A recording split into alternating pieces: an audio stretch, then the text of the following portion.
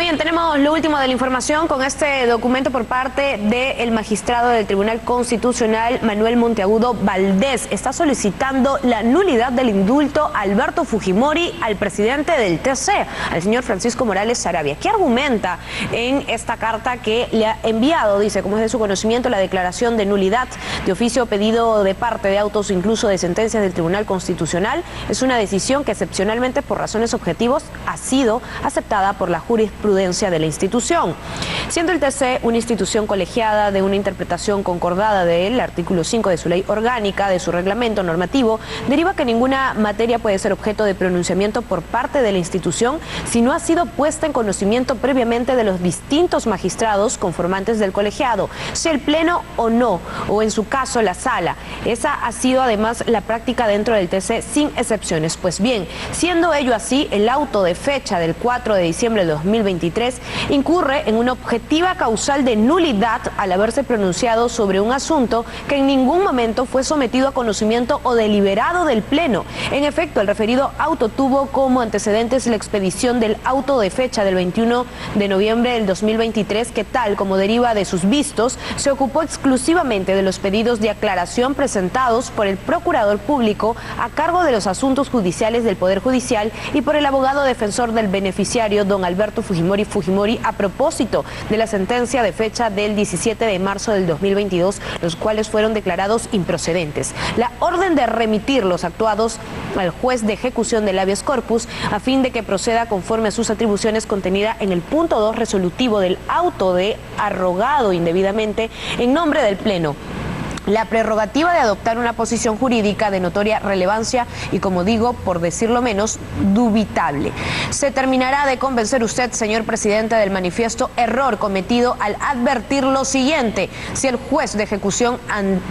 atendiendo a la orden de la Corte IDH, en lugar de retornar los actuados al TC, hubiera sencillamente declarado improcedente la ejecución de la sentencia del TC y archivado el caso, y luego, contra dicha decisión, se hubiera interpuesto un recurso de agravio constitucional por salto a favor de la ejecución de la sentencia del Pleno del TC, ese recurso hubiese tenido que ser resuelto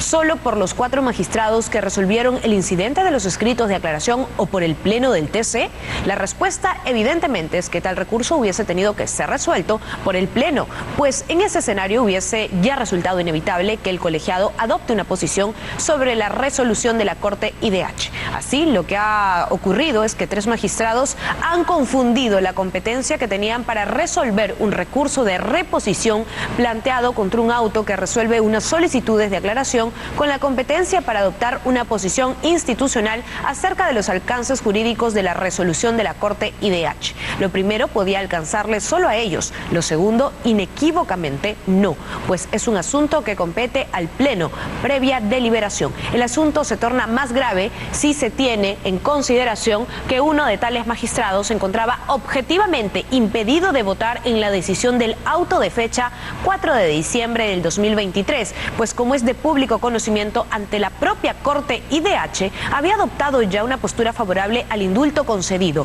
Una cosa era aceptar la participación de dicho magistrado cuando se había decidido no adoptar postura acerca de la resolución de la Corte IDH, que ordenó no implementar la sentencia que restituyó los efectos de dicho indulto, y otra muy distinta es aceptarla sabiendo que se va a tomar una posición sobre dicha resolución. A mi juicio, cuando menos, por decoro, en ninguno de los 2 casos correspondía la participación del referido magistrado, pero haberla aceptado en el segundo escenario, a la luz incluso de la propia jurisprudencia del TC, constituye ya objetivamente una flagrante e inaceptable violación al principio de imparcialidad que debe caracterizar a todo actuar jurisdiccional. Así pues, confío, señor presidente, en que su sano juicio y el de nuestros colegas magistrados permita apreciar el grave yerro en el que se ha incurrido, de modo tal que pueda ser objeto de subsanación a través de la nulidad de oficio a la brevedad posible. Atentamente, Manuel Monteagudo Valdés, magistrado del Tribunal Constitucional. Es entonces el argumento que ha esgrimido el magistrado Monteagudo en esta carta dirigida al presidente del TC,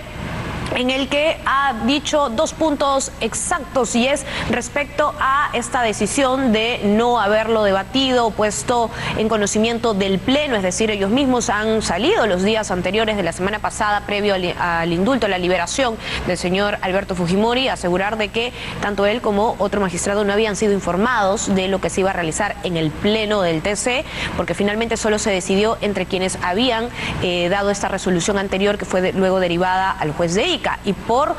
segundo argumento se tiene esta participación de uno de los magistrados, en realidad, en la defensa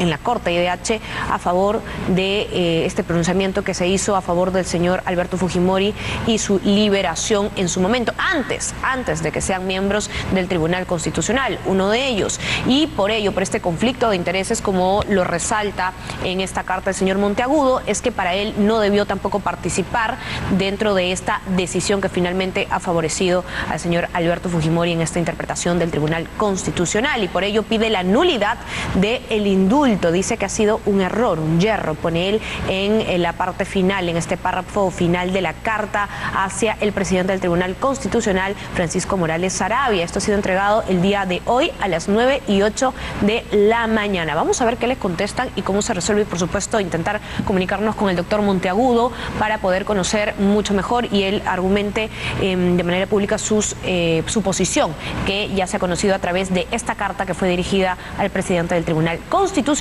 una vez más sobre el caso del indulto al señor Alberto Fujimori.